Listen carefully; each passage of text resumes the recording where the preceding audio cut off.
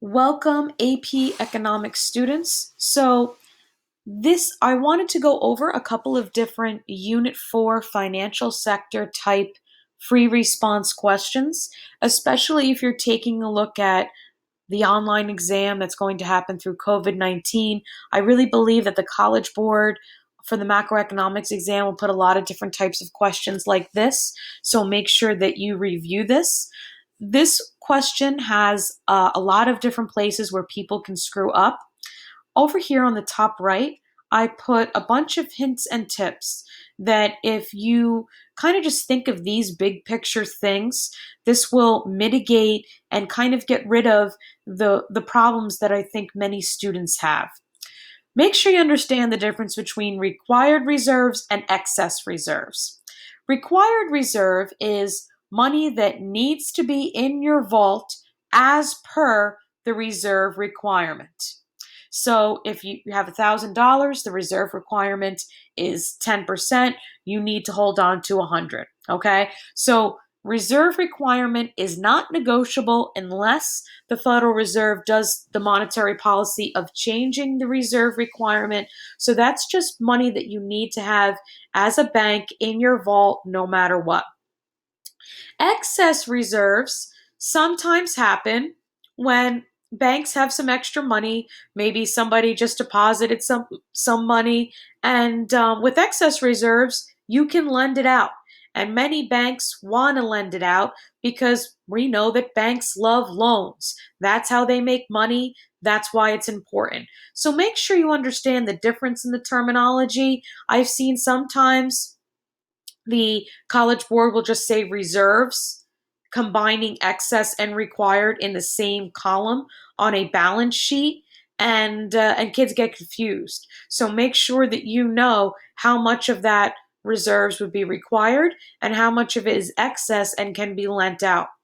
Make sure that you understand the money supply multiplier.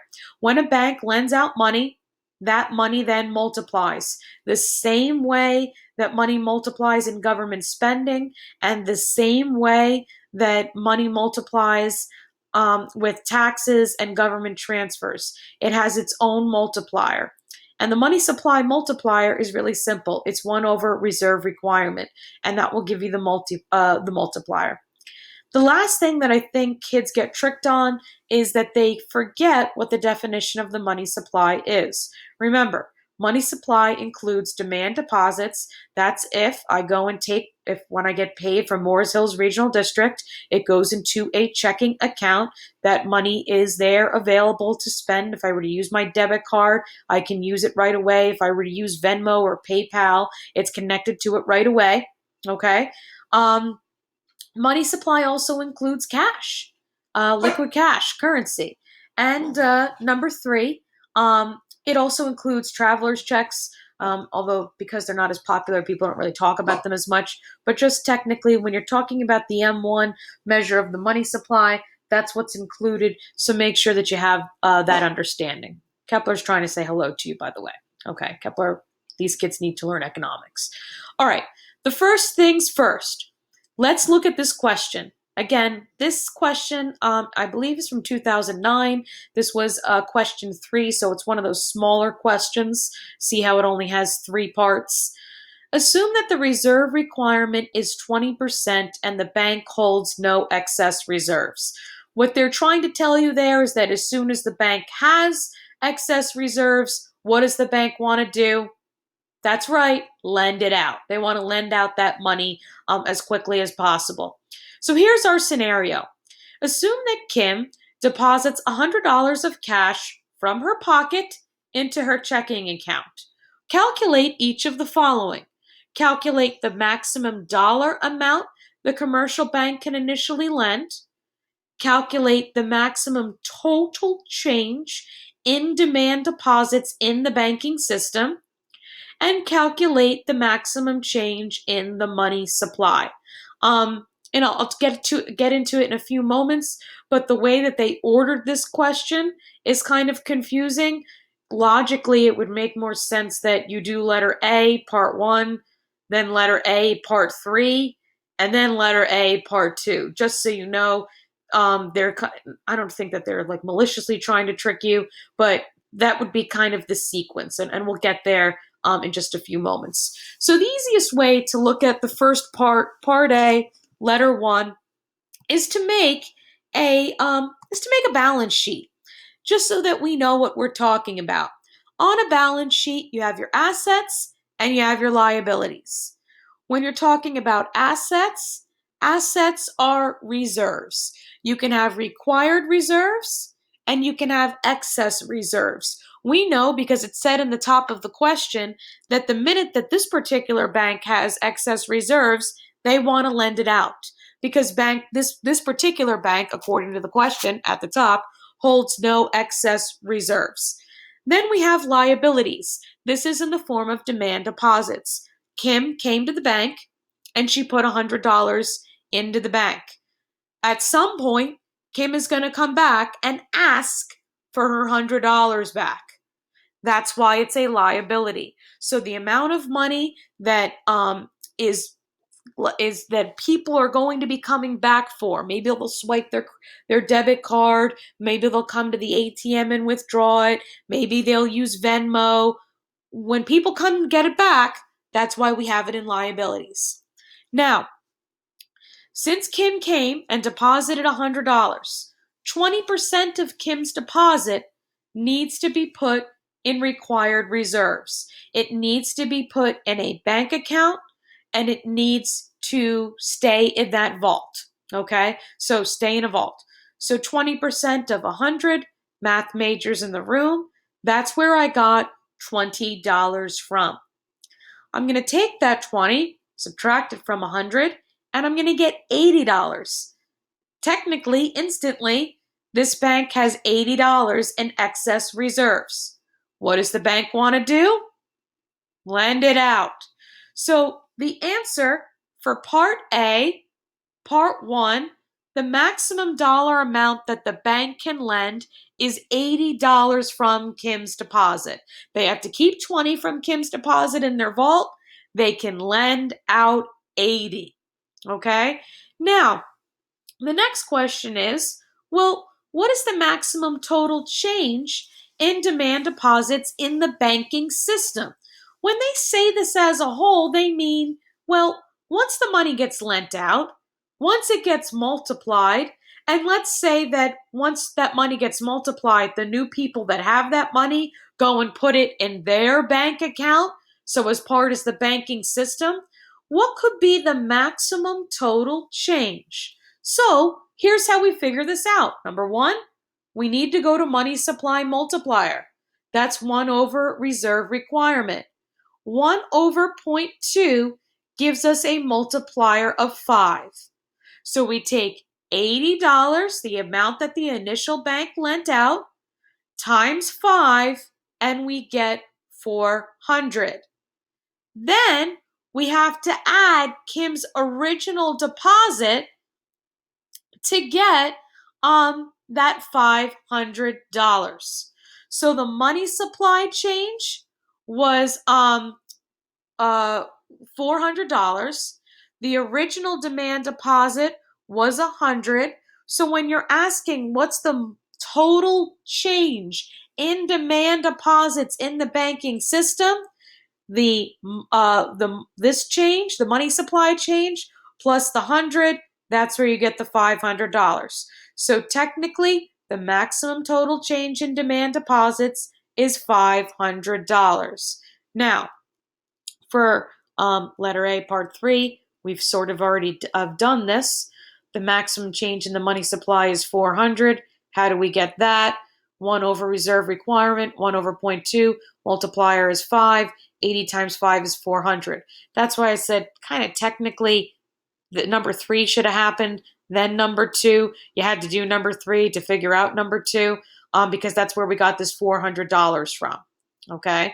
So that's how you would write it on a free response. That's the first part. Okay.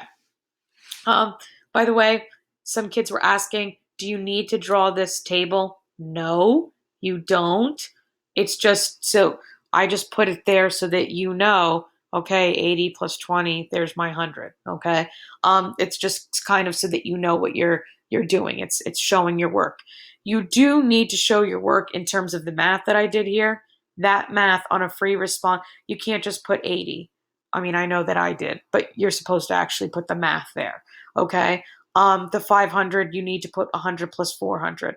The 400, you need to show this. They, in AP economics, they're not sticklers about, writing transition sentences and making things look pretty, but they are sticklers with, hey, make sure that you show your work and people can follow what you're doing. Okay. Question B. Assume that the Federal Reserve buys 5 million in government bonds on the open market. As a result of the open market purchase, calculate the maximum increase in the money supply in the banking system.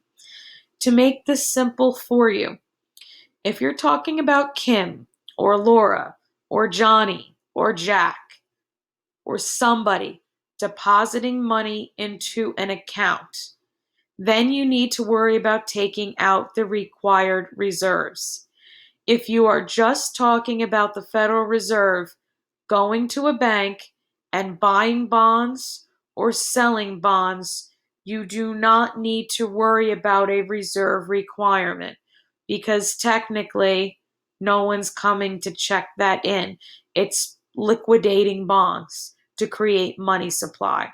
So, in order to do number B, all you're going to do is take the multiplier, which we know is 5. Take the 5 million in government bonds, and 5 million times 5 is 25 million. That is the maximum increase that if everything multiplied appropriately in its maximum way, the maximum change um, to the money supply would be 25 million. Okay? Any questions? All right. Letter C. Given the increase in the money supply, what happens to real wages in the short run? Real wages will fall because when this happens, aggregate demand is going to shift to the right, which means the price level is going to go up, which means that you're not going to be able to buy as much as you could before the open market operation, because things have become more expensive. So let's say I was able to buy 10 cups of Starbucks coffee before the money supply increase, and now I can only buy maybe 9 cups of Starbucks coffee. So it is about your spending power, using the same, your wages don't change. How much of the same thing can you buy before and after? And when prices go up, you can't buy as many. Okay.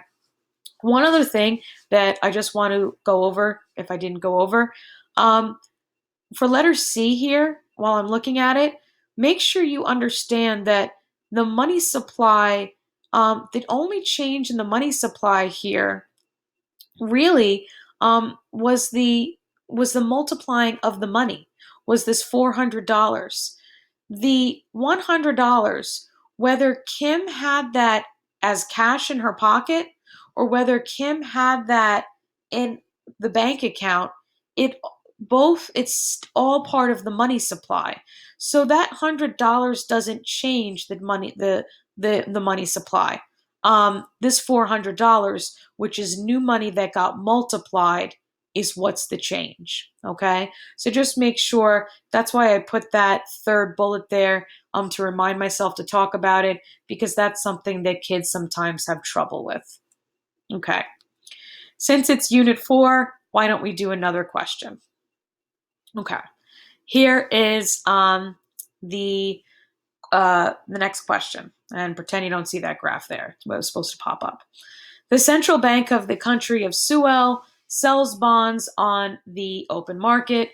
Assume that banks in Sewell have no excess reserves. What is the effect of the central bank's action on the amount of customer loans that banks in Sewell can make when they sell bonds? They're taking liquid money away from the banks, essentially, which means that bank loans will decrease. Okay. Now you need to have a correctly labeled graph. Here's my correctly labeled graph that we're just going to pretend had a cool animation towards it. Um, and here's how you can see money supply is decreased when we sell bonds. Interest rates go up, so our interest rate goes up. And what effect will that have on the following? What will that happen to price level? In terms of price level will fall because investment spending is going to go down when interest rates go up. Consumer spending is going to go down when interest rates go up. So the aggregate demand curve is going to shift to the left, which means that price level will fall. What will happen to real interest rate? Real interest rate will fall due to an increase.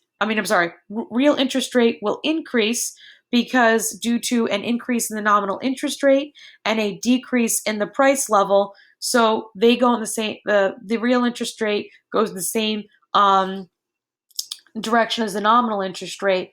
They will also have an increase. Okay.